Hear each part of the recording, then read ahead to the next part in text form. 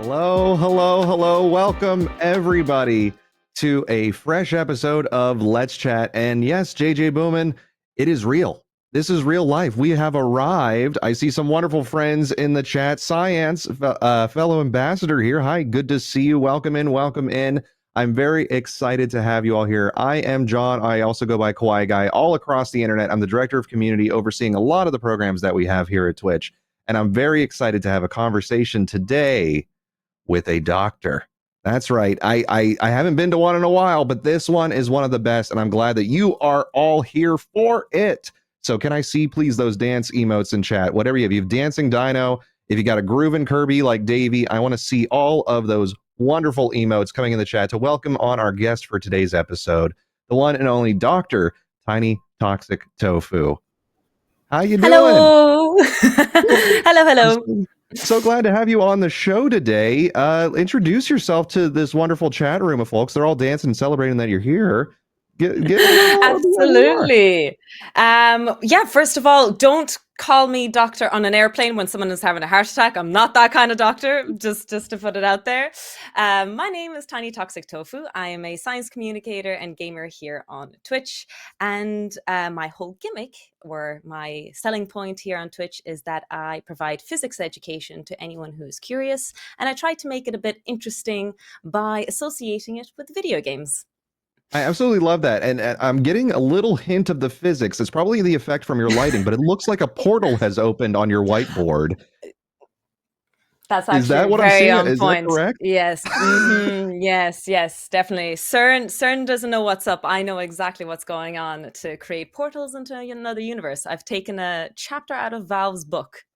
Oh, I love it. Well, I am down to dive into deep physics conversations, how technology is impacting the space and stuff as we go into this.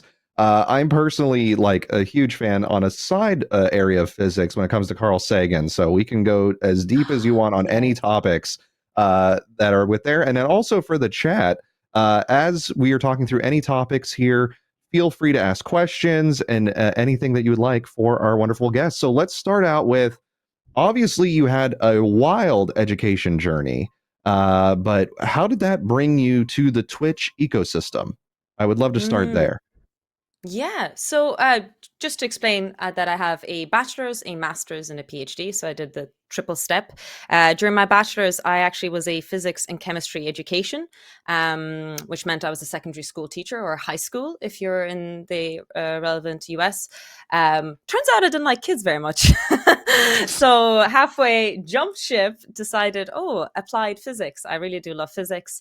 And during my applied physics course and then getting into my PhD, I was an avid MOBA player. There was a game called Heroes of the Storm by Blizzard. And the Twitch gig happened very easily. People wanted to see me play when we were playing competitively.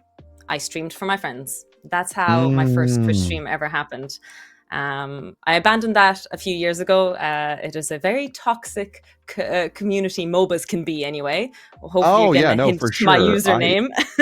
I tried League of Legends and I couldn't keep up, not on the play field, just with the chat and the constant pings. I couldn't do that.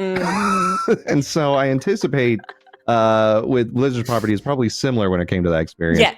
But so how far back does your love of games go then? Does that go back to childhood as well? And you or was it more of a recent introduction for you? No, very, very long ago. I started with PC. I was actually part of the PC master race very early on when we got a PC first here in 2000, I think. And my dad was the one who actually got me into it. Surprisingly, he doesn't play video games, but Doom 95 was pre-installed on our PC. So as terrified as I was as a 6-year-old, I finished that game after 3 years. Wow. Yeah, I still have not beaten Doom. I've had it installed, I think on what was it, TI-85s and stuff like that. Like people installed in calculators.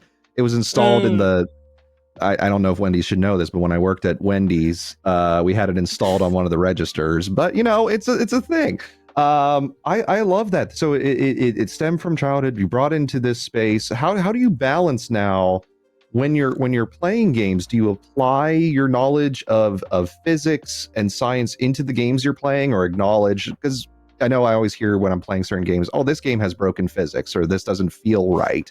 Do you often encounter those types of experiences when you're playing? Uh, No, I'm actually not very critical of games in terms of the physics. Oh, I'm wow. usually not negative in most of them. That, generally speaking, I see the glass half full.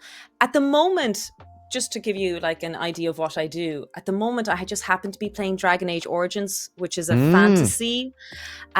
There isn't a whole lot of physics. But just to put an example, recently enough, I did, like, say, the Half-Life series from Valve. And what mm, I did was I did radiation physics, nuclear physics. And so what I'd do is I start my stream for the first hour or two. I would teach about nuclear physics. That being said, my chat derails me and tries to put me onto tangents. It'll be lucky if I finish my lesson. And then I play Half-Life, and might discuss a few topics as we're playing. So that's kind of the style of teaching that I do. I do keep it separate, but it's yeah. still together, if that makes sense. Yeah, no, I think it's very smart what you're applying is segmenting your broadcast is something I talk a lot about with either creators that I've coached over the years or with our community of how do you effectively determine, okay, this is the point at which the lesson concludes and now I'm going into the broadcast portion in the same way that if you're watching a person attempt speed runs or like try to learn sections of speed runs, when I think of that community, they will do the tests of a segment and then they're like, okay, you know what, I'm now going to go from start and see if we can get a personal Ah, best. I see. So I guess how have you determined for yourself that time separation? Is it when we conclude, a theory or discussion regarding, let's say, nuclear physics, okay, this is where we're going to end this beat and transition, or do you feel like it is community directed? Oh, absolutely, community. One of the things, my gimmick is welcome to Tofu's Laboratory. That's my Twitch channel, Mm, and my community are called Lab Rats. I see loads of Lab Rat emotes being used because I experiment on them. I promise nothing scary happening there, but they absolutely derail me. They purposely make me rant about anything and everything. So usually, the lesson that I have in mind, if nobody distracts me, I'll actually finish it in 20 minutes. It mm. takes 2 hours to cover it because Because they're derailing you at every a opportunity. straight line does not exist in my community. It absolutely does not. And so let's say I have a 4-hour time slot in my day. It has happened on many occasions. I would think, oh, 2 hours of physics, 2 hours of gaming. There was no gaming done that day. They draw you out. I feel like it's the same thing that the chat's trying to do with us. Like I see Stormy Legions, for example. Do you know how to solve Schrodinger's equation for the locations of electrons in atoms heavier than Neptunium? No, I can barely solve Schrodinger's equation just the way it's classically done.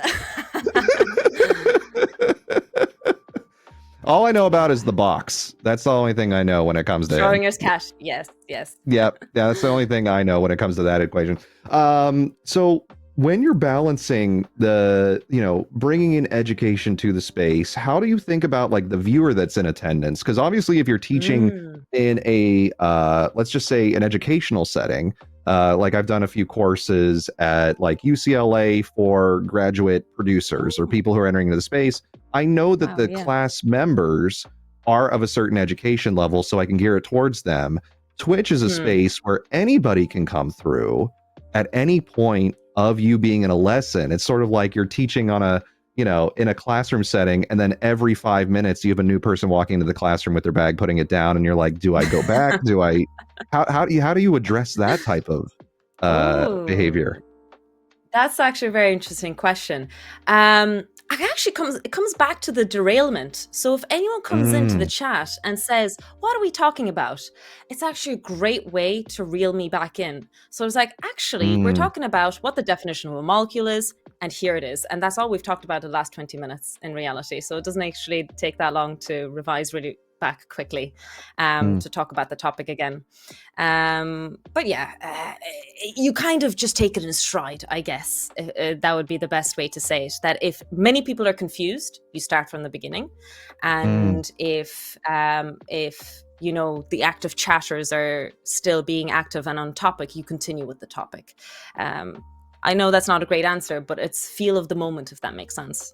No, that makes sense a ton. Like I think of a similar experience. I'm going through Baldur's Gate 3 for the first time. Finally, Oh, I finally so found some time good. to go through. I'm in Act So 3. I'm good. nearing the end. I'm almost done. And I feel bad at times for my viewers who are coming into my show of, oh, well, did you save this person? Did you do this side quest? Like, I feel like there Mm. should be a better way to communicate the stage at which you're at, the parties involved, or get them that information. And I know that's something that a lot of broadcasters face of, how do I showcase that information, if it not verbally, on stream or in an after, moment, whether that's in the VOD experience or on Discord, kind of touching on those areas. So getting that feel, obviously, while you're live and rolling with it, is kind of what we're forced to do as broadcasters.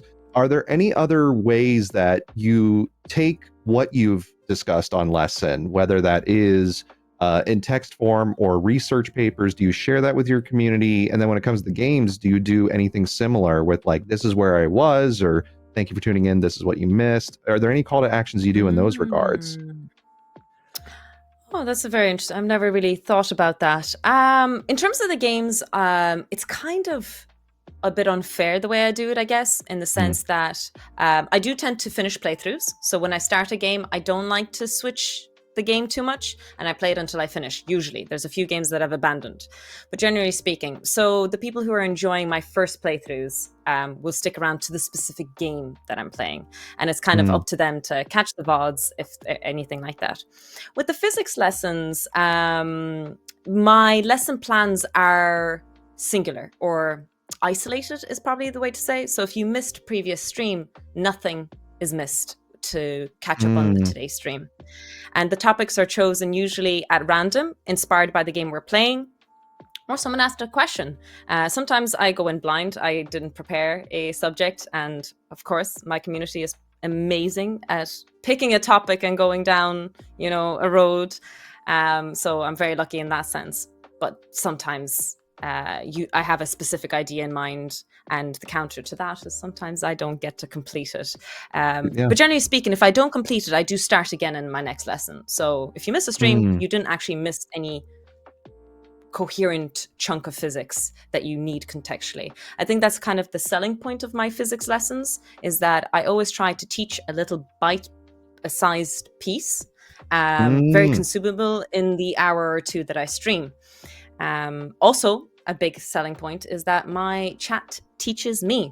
It's very important to highlight that, yes, I'm a lecturer, yes, I'm a researcher, but I've whatever amount of viewers, let's say 100 viewers at any given point, that's 100 people who definitely know something about this that I don't. And it's really great to share that. I really like the inclusion of them in the regards of, obviously they can be the participant, or they can be a person that's contributing to the conversation actively when it comes to, hey, this is, a theory that I've also been exploring, and here's something that I've observed, and perhaps that pivots the lecture intentionally. But I really like what you said in terms of each show can exist on its own, and it's not ultimately a requirement for you to have absorbed everything. I think of this when it comes to narrative games for individuals that they're playing. My issue with Baldur's Gate, or for those who are coming into it, do I need to catch you up to speed? No, and the show can be an isolation of, this is the goal for the show. We're going to be discussing X, Y, or we're going to be playing this section and going after the boss, for example, in a game. Creating a moment that people can observe and say, hey, this is the reason why I can tune in just for this show or just for this moment, is something that all broadcasters should be thinking about to create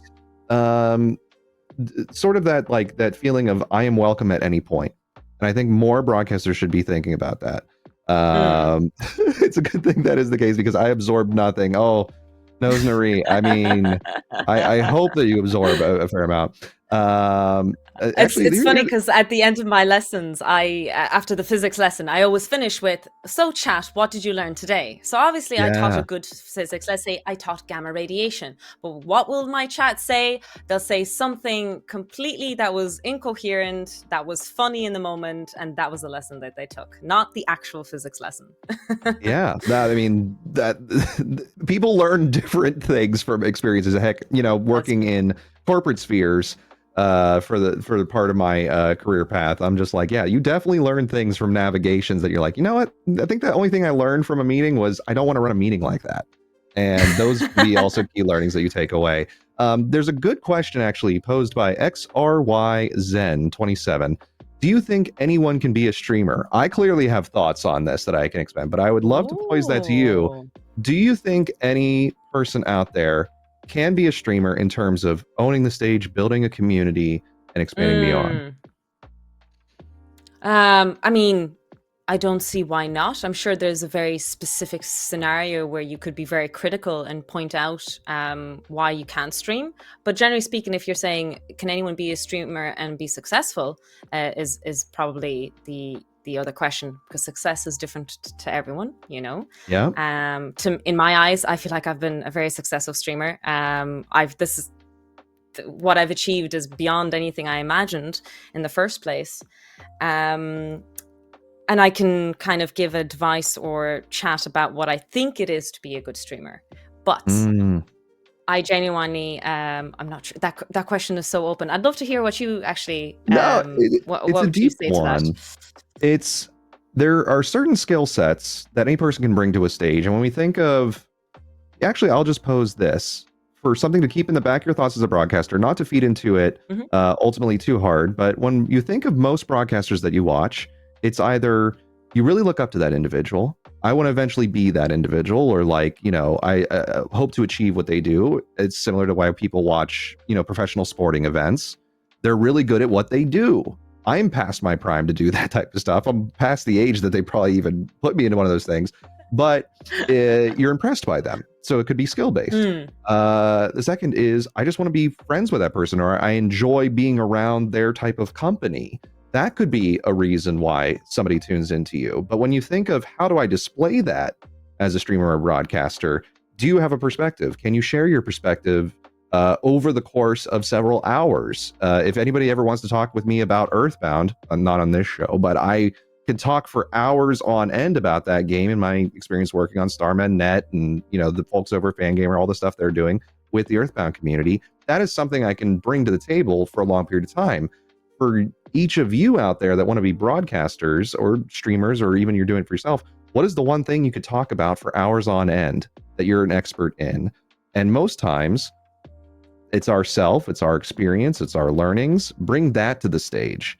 And then a part of that is sustainability as a broadcaster. Broadcasting 18 hours a day every single day is not sustainable. Even going 8 hours a day, there's no other business under the sun where a person is narrating constantly for 8 hours a day. It actually can be potentially damaging to your voice, all these things. You have to think about sustainability for yourself to what you bring to the stage. And then also your viewers' sustainability. You can't be asking your viewers to sit with you for 8 hours every single day. They also have lives. So being acknowledgement of like the person who's in attendance, respectful of their time, is a component of that. So can every person be a streamer? Yes, you can absolutely broadcast. Can you be a sustained streamer and a long-term broadcaster and establish yourself in the space?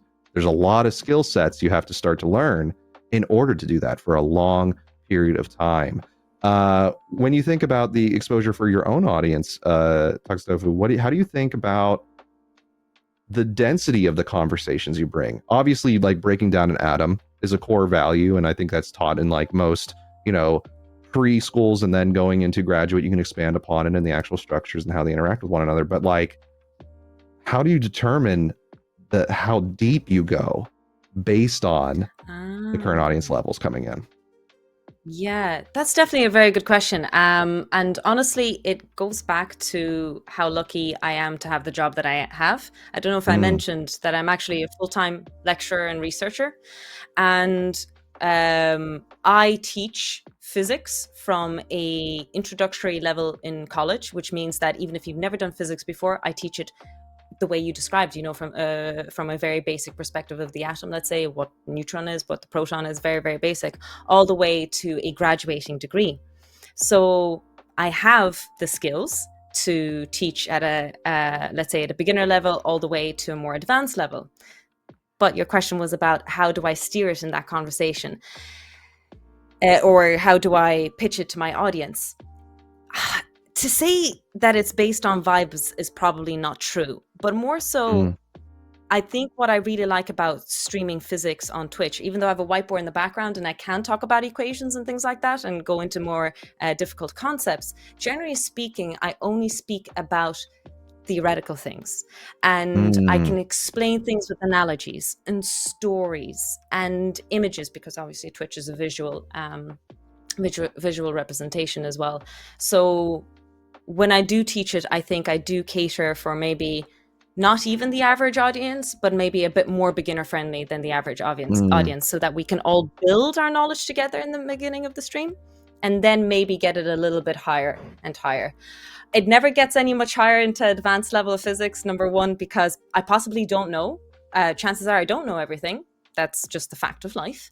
And second of all, my chat will derail me before I get to anything really hardcore. No, that's the observations that you had towards acknowledgement of the individuals coming into your space is something I think, once again, all broadcasters should be thinking about when it's communicating the purpose of a lesson or the purpose of an execution. Let's say, for example, we did the example of speedrunners. Let's say if you're playing Monster Hunter, the latest title that just came out, are you playing on hard mode? Yes. Are you going for the highest difficulties? Are you going for more experiential? I feel like that's not often communicated by broadcasters in their titles. And so for a viewer to come in and say, this is actually the best fit for me, it's similar to when we operate creator camps at TwitchCon. It's like this session is focused on individuals at this stage of their career. And it's some of those things that like all broadcasters should think about as well, is how do I communicate to the potential audience that could eventually come in, be a supporter, be a viewer, potentially financially back you, is what is the pull in for a person to step in there in the first place? And that's something that individuals should think about. When you're navigating, obviously, like all these different components, work full-time as well. I'm similar, work full-time at Twitch, but I also still broadcast. I'm going on 20 years now doing broadcasting, so I don't want to give it up, but I still work full-time. A question from AAA Gameplay, everyone goes through a burnout phase or a point of which you've over-indexed on something. Have you had to ever deal with a burnout? I'm anticipating probably while you're going for your doctorate, you probably had some moments of just like, what am I doing to my mental capacity? But are there moments that you've had to navigate and sort of like say, you know what, I need to refocus and go this direction instead? Yeah, well, to keep it on topic of kind of games that you were talking about earlier, I did have the burnout with the MOBA, which is why I started variety streaming, which started with physics education. You know, that actually did all snowball. And it was a big decision actually when I did quit playing the Blizzard MOBA that I was playing. Would I go into variety, or my obsession at the time you mentioned, League of Legends? I thank every sun under this sky right now, if I even said that correctly, that I didn't become a League of Legends streamer, because I would have, I'm so competitive and I could say things, but so that burnout did happen. And I'm so glad that I did end up doing what I did. And it kind of shows that a burnout can be a positive thing. And you're absolutely right that I did have burnouts during my PhD, especially towards the end of submitting the thesis and things like that. But it's a short thing. A burnout, we all experience it, even with the thing that we love the most. You will experience a burnout in anything and everything that you do, and it happens in our personal lives, in relationships, in friendships, if something just becomes too overwhelming. And it's okay to step away. We all experience it. Even people that probably say that they don't, they probably do. So my kind of highlight is that we all experience it in academia, in personal life, in work, in gaming, in Twitch streaming, and it's okay to step away from that, especially if you build a community, whether it be on Twitch stream or in your personal life with your friends and family. They're still there waiting for you afterwards. You'd be surprised. Yeah, spot on. This is actually, so Panda Boxer actually proposed variety content has a better chance, in my opinion, at growing a channel. So there's a few theories that I want to share with the internet right now. Effectively, there are 3 pathways to take as a broadcaster that you could do. I've talked about this in some of my sessions. You could either hyper-focus on a singular topic and run at it, like when we watch some videos of like, oh, there's the sushi chef that's been practicing sushi for 60 years and that's all they do. Wonderful. They're really good at it as a result. They put in their master hours. When it comes to playing a game, that's when we see people who are focused in on League of Legends or Fortnite, the professionals. Like they're really going for that one thing being known for. They will focus in an audience that really loves it, and if it's a high interest title like Fortnite was, you'll see people skyrocket. Minecraft, very similar, right? That's one path you could take. The issue with that path is what happens when you're no longer interested. To their point about burnout, I've been playing the game so much, I'm kind of getting sick of it. I've talked to some Fortnite professionals, League of Legends professionals. They're sick of playing, but they know that their audience is built in. It will be hard for them to pivot unless they start doing stages to move the audience over. So that's one pathway you could take. The second is genre specific. So if you love RPGs, I saw a few people were saying that they love RPGs as well, myself included. Then that's your focus. You play RPGs on your channel. So what you're going to do is attract in viewers that appreciate role-playing games, their aesthetic, and sort of that journey. So that way it opens you to more titles, but it still keeps it in a genre that can keep your audience really along for the path.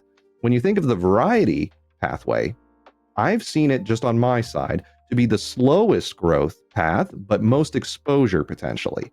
So, for example, if you treat it like a magazine, if you subscribe to Rolling Stone and you're like, oh, I really love that. Like people followed me back when I was playing Persona 5.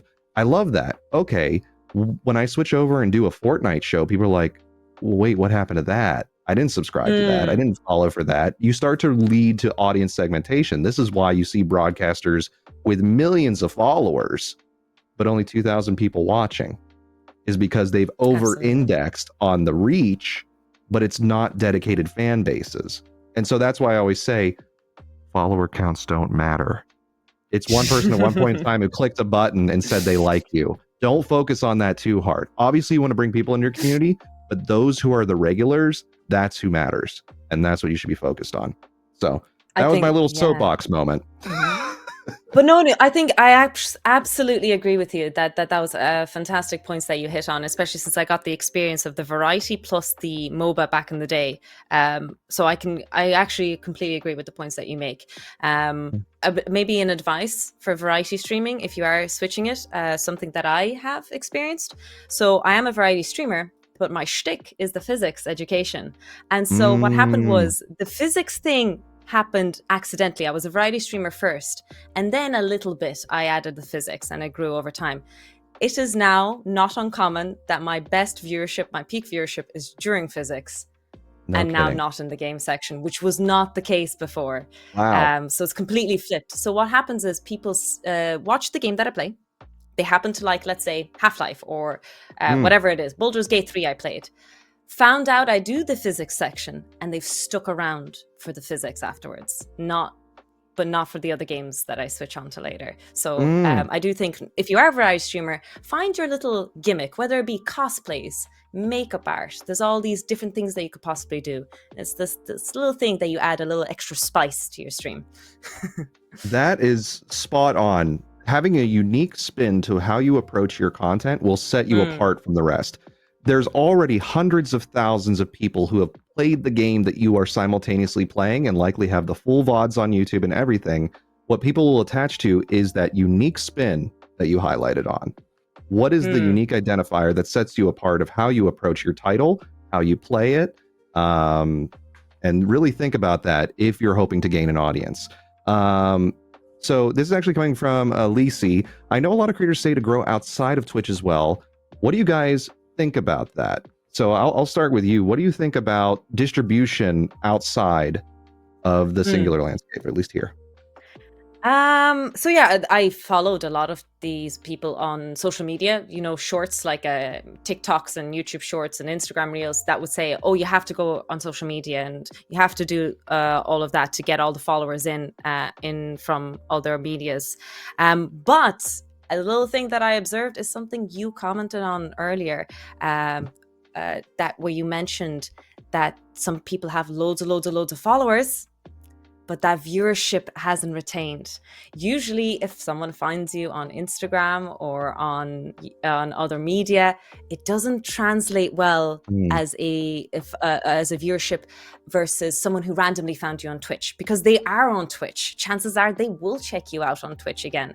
That being said, the only reason I say that is because I see an oversaturation of content out there saying to do outreach media and things like that. Just to put in perspective, my biggest followership is actually on Instagram. I do a lot of physics education, and it's gone, there's been really great traction. That on TikTok as well. Not the best crossover. I can count on my hand active chatters and members of the community that found me via Instagram, despite Mm-hmm. having a large followership. But what I will say is the type of media is actually important. So something that I see translate well is YouTube. Mm-hmm. Because YouTube and Twitch are larger, longer form video form content, the translation of followership is actually better than that of short form media, social media. So I feel like maybe I'm wrong in saying this. Again, I'm just expressing my experience, is that Instagram, TikTokers, and Shorts will all follow each other, while Twitch and YouTube will link in really well together. That's That's really my well said. And experience. I think it's a spot on observation. It's what I've observed over the past 20 years as well, or as the services start to introduce. And this is a sort of a connected question that Drogbad actually posted. How can you grow as a streamer if you start from zero on all platforms? It comes down to ultimately the cores of marketing and networking as you start out. If you create an island of content, but you never market it, talk about it, connect with other people who are interested in that type of thing, you may continue to exist on that island. And I see that honestly in conversations that come up here is like, there's not enough discoverability on the service. Obviously, we have teams working on our discoverability mechanisms and trying to introduce folks to new broadcasters. But it's a two-way street when it comes to the broadcaster also has to step outside of their comfort zone and introduce to potential audiences, this is what I do. And this is how I get it out there. It could be through obviously launching and sharing your content from Twitch into Shorts feeds or Instagram and getting it out there. But you also have to think beyond of, am I actually forming connections with the base? Because to the point of conversion, unless a person starts to form that formal, more personal attachment to you, what would be the reason why they come in? And so that's one of those things you have to really start to think about for yourself of how am I putting myself out there? And just creating isn't it. You can't just create and expect a return.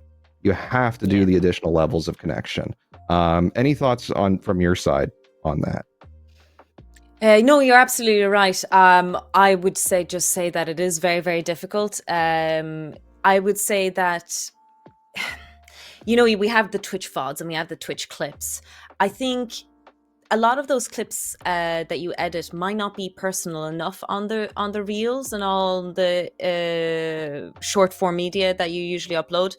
And what I think might be a bit better, not better, but maybe a bit different if you're looking to spice something up, if you realize your content is not growing and you're trying to switch things up to see what could work, is possibly record a separate video for that short form media that lines up with short form media, if that makes sense. So in my case, just to put an example, I would put up clips from Twitch teaching physics, out of context humor, some weird moments that happened. And they're humorous and things like that. But because Twitch can be so out of context, out of lore, if you don't know the background of the Twitch stream and you don't know a person's personality and banter that they have, it might not feel that great to a person who's doom scrolling through TikTok. But if you make a video with the direct intention of recording it for a TikTok video, like I do for Instagram and TikTok, where I make an educational video completely separate from Twitch, it makes that personal connection a little bit better. They'll like and interact with your content. Yeah. They'll check out some more of your videos. They'll check out the link that's in your profile, then follow on from Twitch if they happen to have it. And you have already a better connection with them.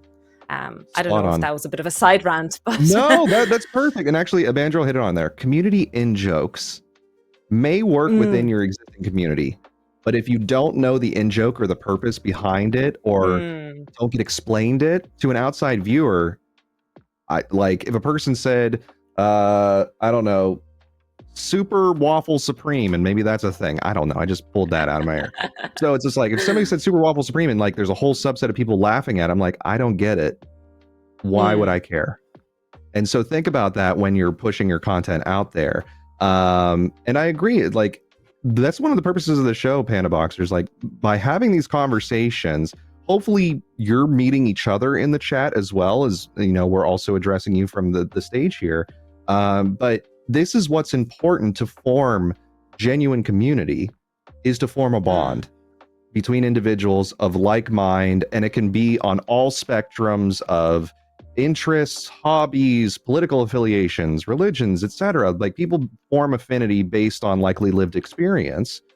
We have different, communities within Twitch that we operate. Our Unity guilds we have for those that are identity based for marginalized communities. We have our clubs based on hobbies that are currently in operation. So there's many opportunities both on service and off to meet those individuals. But think beyond that. It's like, is your local card shop or hobby store an opportunity for you to meet people that also love Magic the Gathering or Pokemon trading card game, Warhammer, etc.? Think about the communities around you that you can expose yourself to, because likely those friends that you make there could be potential viewers, collaborators on your broadcast, etc. So think about that for yourself of how you will expand out. Tetsu, yes, Warhammer, I run orcs. I want to hear what you run.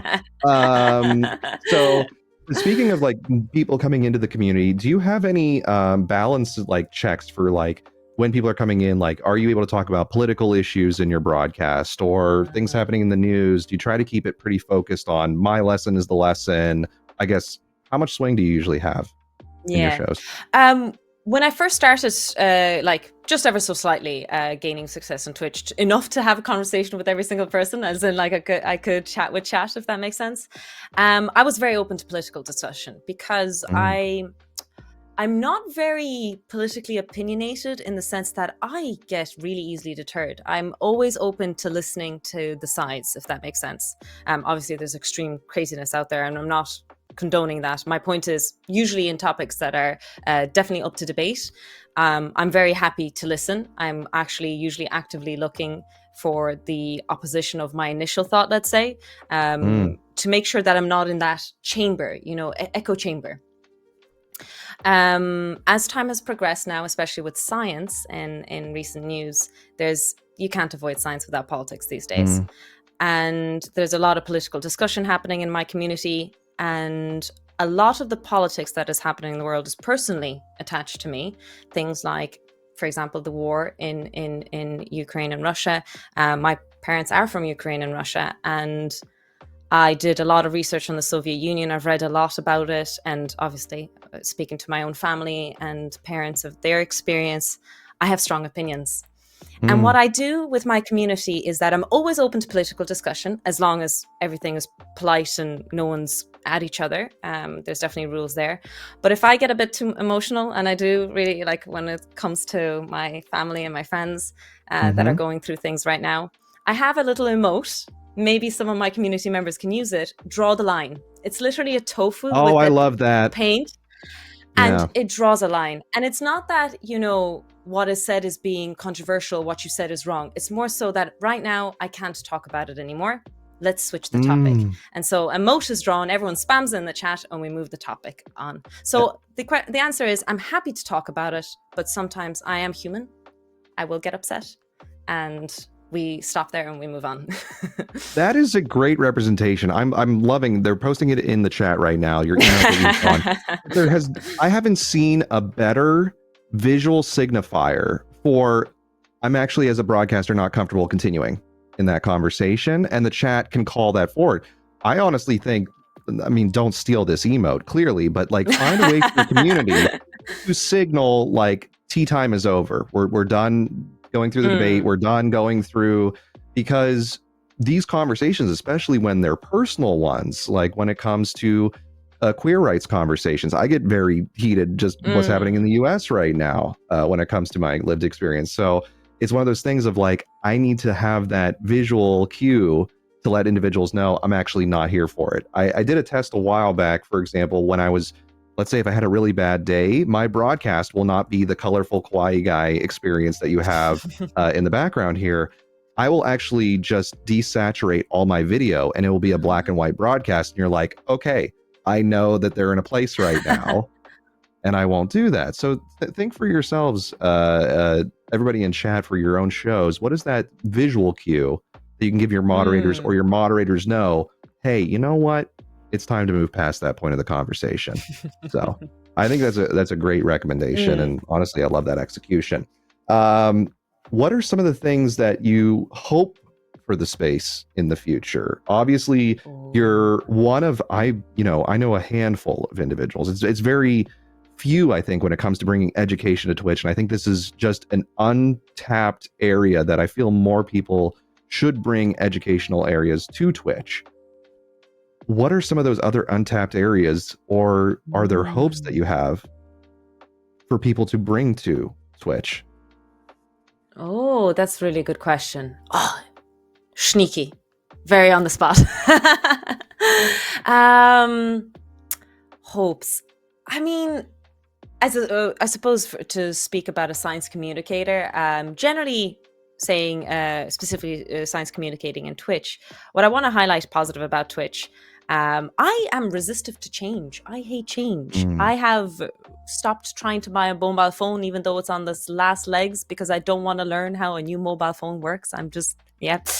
But a simple thing that made science communication so easy, and I am so happy of using, is the collaboration streaming together that Stream Twitch together. has. Yep.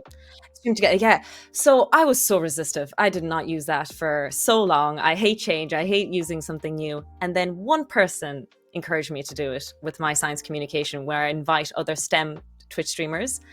I egged them on. They egged me on. Tried it once, and now I can't go back. It is such a nice platform and things like that. So, in terms of future work or anything like that, I would love to continue with the collaboration that I do here on Twitch. I have found, like, when I started my physics gimmick, I didn't even know science and technology existed. I was doing just chatting because I didn't know it existed. I didn't know of a single science communicator, and then I found one.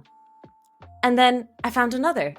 And it just kind of cascaded that you find one and the other. And it turns out there's a whole community here on Twitch with science communication. And I found so many wonderful people. A few of them are in the chat. I really do like, maybe it's wrong to say, I'm assuming there's some secret algorithm there in terms of recommendations, because, viewers who watch you watch them. That's number one that I really love, and I think is amazing if it expands further in future. And number two is the streaming together that I really like, and I hope to do more of that with inviting more STEM streamers on my own Twitch chat to get them to talk about science, to educate me, to educate my community. That's really something I am looking forward to the most. I love that. You highlighted a key thing about Twitch that I think, and I'm in a lot of conversations obviously on this side, but I think what it is when you're saying, like, I didn't even know there was a science and technology section. That when I hear people say, like, around the discoverability, it's more around the concept of, I like to equate it to neighborhoods. If you don't know that the neighborhood you want to walk into or go shop in or go to the bars in exists, how will you find your people? And that's something of which, we always are talking with, from the community side, which is like, how can we help people find their fellow people from the outset? And so those are always ongoing conversations. And if any ideas ever come up from the chat, from yourself, like, we have our user voice, obviously, for any recommendations for what are those things that can help introduce me to that group that I would likely form a bond with. So yeah, think of it in those ways. Yeah, or you could say kingdom if you wanted to. Yeah, you form your kingdom. What are some of the broadcasts that you have coming up on your end, on your side? So actually, I applied for the front page for this month, and I am going to be on it this Sunday. Awesome. Apologies. And I'm decided to do it's the same shtick that I always do, but I'm just putting in a little bit more planning effort. Chat, my community, don't derail me, where I will be focusing around Marie Curie's science. So I'll be talking Skłodowska-Curie about her work with radiation. I'm going to teach people about unstable nuclei, gamma, alpha, beta radiation. It's going to be a little bit more advanced than usual, but I'll still begin in the basics and we'll build up. And then I'm going to try to play the original Half-Life, which came out a long time ago. Yes, it did.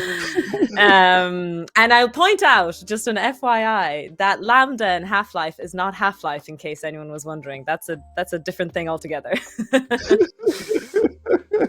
Well, that sounds awesome. I mean, I love the fusion that you have built between education, games. You're continuing to find that. To all the broadcasters who are watching this, strongly encourage you to find what is that bridge of your knowledge set to the games of which you're experiencing that will communicate to an audience, this is what I stand for, this is what I'm interested in, and hopefully find those who are interested in you. And actually, Master Meeple, I think, called you out here. I'm hearing the slightest Irish accent. How close am I? Very, very close. Yes, yes. We are from Ireland. And what is what is the streamer community like actually in your territory? In Ireland? Yeah. Yeah, no, we have a lovely community. I suppose the not the problem, a small highlight to show is that because we are an island, we're quite small, and we have a lovely community. We have a Discord that I'm part of, and I get to chat with all the other. Is that no one is doing the same thing. There's a VTuber, there's a cosplayer, there's a Sims player, there's a what are the speedrunner. I don't think anyone overlaps in anything. We're all different types of Twitch streamers, but we all coalesce and overlap with the idea of being Irish, being in Ireland. And look, I don't mean to be bold when I say this, but Irish banter is just you can't compare it with anyone else. That is a fact. This is I was anticipating that I'd be using my more during the broadcast today, but thankfully we didn't get to that stage of Irish banter. We're very What good. I would love for you to do, if you could prep on the side real quick for us, who we could raid, because I would love to send, as we close out today's conversation, to an individual, and I'd love you to tell me a little bit about the individual we're choosing. Oh, my heart absolutely breaks because the two ladies I had in mind, even three of my Twitch team from CC Anomaly usually stream on a Tuesday. And how is it possible that all three of them are not streaming today? I'm looking at you, Cora, Lana, Fizzy. I am. My other member is Ophelia, but she doesn't usually stream on this time, so I wouldn't blame her. But I can't believe all of them failed me today. That is quite all right. What are the chances are that this happened? I have a quick scroll through here. I see a lovely lady who I actually met via a charity stream to purchase ambulances for the front to rescue Ukrainian soldiers that are at the forefront. We did a very big collaboration stream with them. That is Tiz Fizzy. And she is at the moment playing Monster Hunter Wild, which you mentioned earlier. Oh, yes, I've got them up here. Now tell me a little bit more about like their approach to content, like when they're broadcasting games like this. Anticipate when we send the audience over there. Absolutely. So usually she plays RPG games. I've seen her Witcher 3 playthrough and things like that. But mostly what I like about her content is her mindfulness. Her whole thing is about having peace with herself. And she's very, I know that sounds weird, peaceful with her community. She's a very calm, lovely individual that I really look up to. Does that make sense? Absolutely. Well, hopefully we flip them and we get them very excitable and panicking when we raid. No. I have absolutely loved this conversation with you. The depth that you bring to our space, I hope to see replicated by so many more in our chat for those who are broadcasting. Adding depth to your show creates something that it can be easier grasped by your audience to say, this is why I care most about them. This is what builds true fandom, is the depth of an individual, not solely the aesthetic or the title of which you're playing. Those are additives to anything you do. You want to think of your foundation and your core when you're going through with your broadcast and considering it just a little bit deeper of a level than, I just love games. Well, why do you love games? All because I was introduced to it in this layer, and go deeper in the same way that individuals like TinyToxicTofu in their research will go deeper to find that. So apply some scientific principles to your broadcast and you will definitely find some more success. I'm going to queue up the raid on this side. So get ready, internet. We're going to rate out and send the love on. Thank you again, Tiny Toxic Tofu. Make sure you follow. And I hope you all have a great rest of the day and an even better tomorrow. Thank you so much for watching, everybody. We'll see you soon. Take care.